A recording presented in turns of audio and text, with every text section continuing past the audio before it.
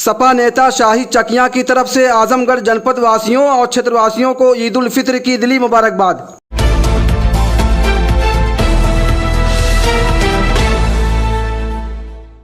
जय हिंद, आदाब।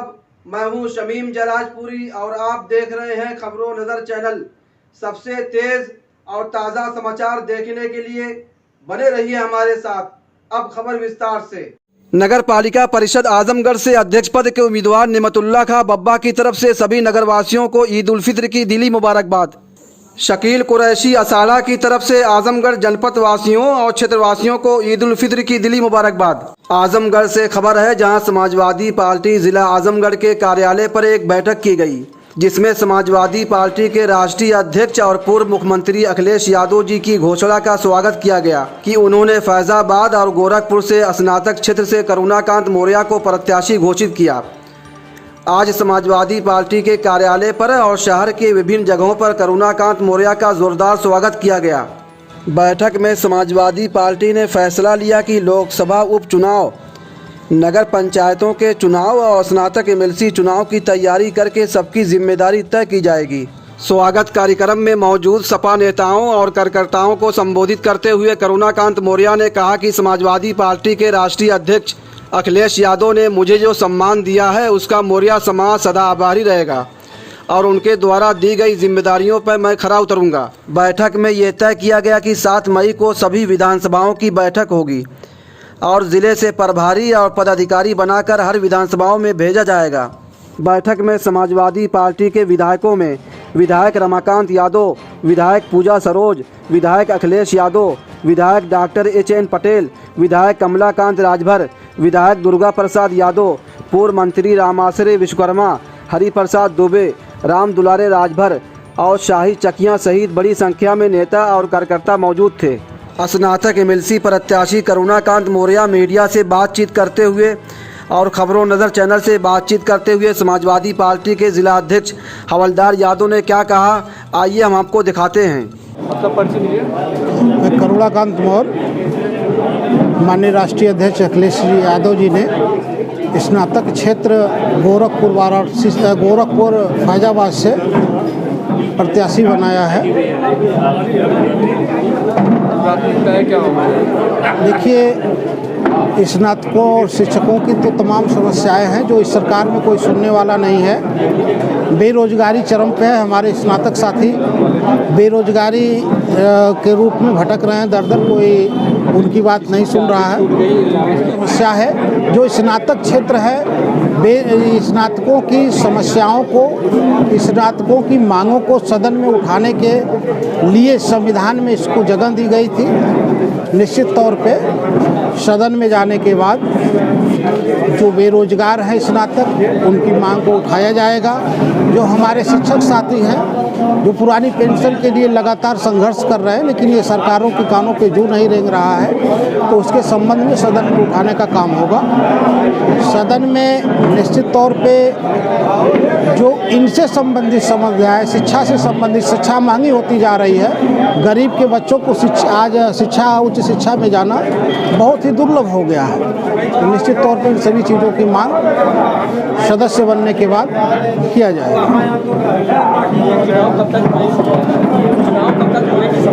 ये चुनाव जनवरी में होगा। इसकी चूँकि ये वोटर लिस्ट 0 हो जाती है, नए सिरे से वोटर लिस्ट बनती है, तो उस प्रक्रिया में हम लोग लगे हैं और वोटर लिस्ट की डेट आने के बाद वोटर लिस्ट बन जाएगी। उसके बाद चुनाव तक, जनवरी तक चुनाव। सर, आज बैठक हो रही है समाजवादी पार्टी के कार्यालय पर, इस मामले में हो रही है, किन बिंदुओं पर चर्चा होगी? बैठक नहीं है, ये श्री करुणाकांत मौर्य जिनको राष्ट्रीय अध्यक्ष ने फैजाबाद गोरखपुर आजमगढ़ मंडल से स्नातक एमएलसी का समाजवादी पार्टी का प्रत्याशी मनोनीत किया है, प्रत्याशी बनाया है, वह आज आजमगढ़ ज़िले में आ रहे हैं। समाजवादी पार्टी आजमगढ़ उनका स्वागत करेगी।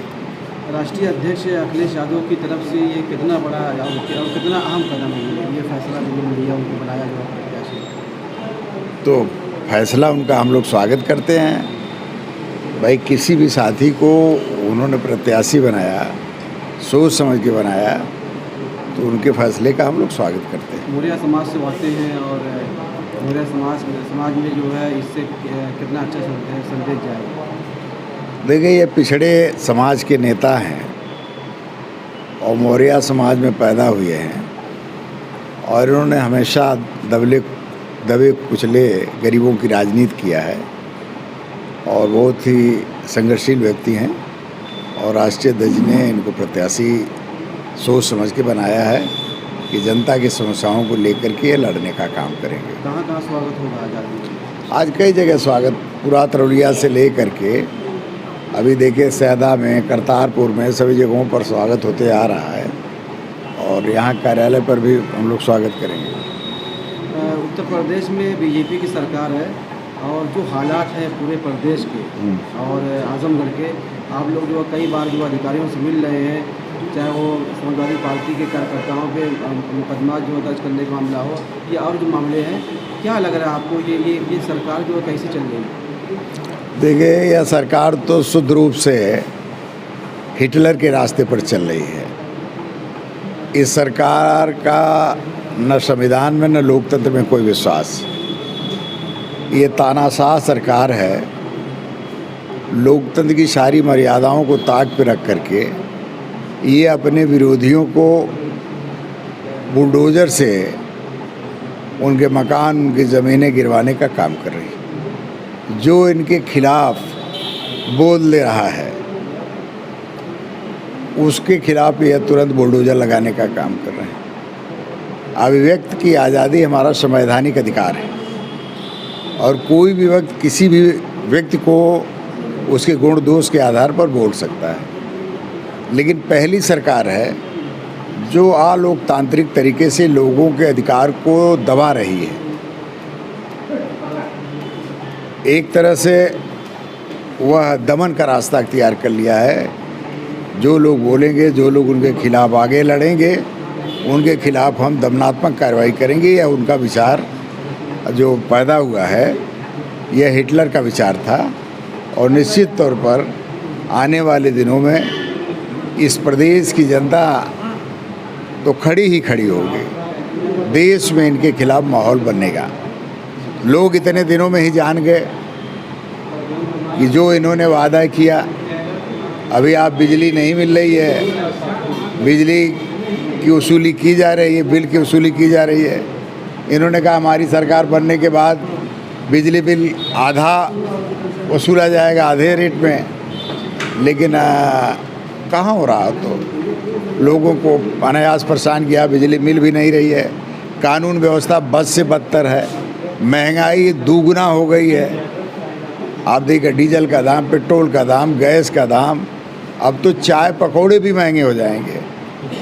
जो चाय 5 रुपये 6 रुपये में बिकती थी, गैस का दाम महंगे होने से वह चाय अब हमारी सबसे 8 रुपया 10 रुपया में बिकेगी। समोसे 10 रुपया में बिकेंगे, घाटी 10 रुपये में बिकेगी, जो आम आदमी के पहुंच से बाहर हो गई। यह सरकार पूंजीपतियों की सरकार है। सरकार प्रशासन ये कह रहा है कि जो बुलडोज़र चलाया जा रहा है, जो चल रहा है, ये जो अपराधी हैं उनके तरफ चल रहा है। जो गैर कानूनी तरीके से मकानात बनाए हैं या ग्रीन लैंड में जो आ रहा है उसको जो उठाया जा रहा है, इस पर क्या कहना है? अब आप बता दी, अपराधी केवल कुछ जाति धर्म विशेष के लोग हैं। यहीं पर तो एक बनारस के अपराधी का मकान खड़ा है, उसकी कमाई से नहीं, उसके नंबर 2 की कमाई से, उसके फिरौती से। क्यों नहीं गिरवा देते? बड़ा मकान खड़ा है, क्यों केवल माइनॉरिटी, यादव, गरीब, पिछड़ा, दलित के ही मकानों पर बुलडोजर चल रहा है? अन्य लोगों के मकानों पर बुलडोजर चला हुआ। यह लोगों में भय पैदा करने के लिए, लोगों को भयाक्रांत करने के लिए कि आने वाले दिनों में लोकतंत्र का हिस्सा न बने, लोग डर के कारण घरों से न निकलें। इस तरह का प्रतिशोधात्मक कार्रवाई की जा रही है, लेकिन उनको मालूम नहीं है कि जिस हिटलर के रास्ते पर चल रहे हैं, उस हिटलर के विरोध में पूरी जनता जब खड़ी हो गई, जब उसको पकड़ने जा रही थी, तो हिटलर अपने आप अपने पिस्टल से आत्महत्या किया था। सोचा कि जनता पकड़ करके कूच कूच करके मारेगी, तो उस कष्ट को उस सहन करने की क्षमता न समझने की वजह से, न बर्दाश्त करने की क्षमता न होने की वजह से उसमें पिस्टल लगा करके आत्महत्या किया था।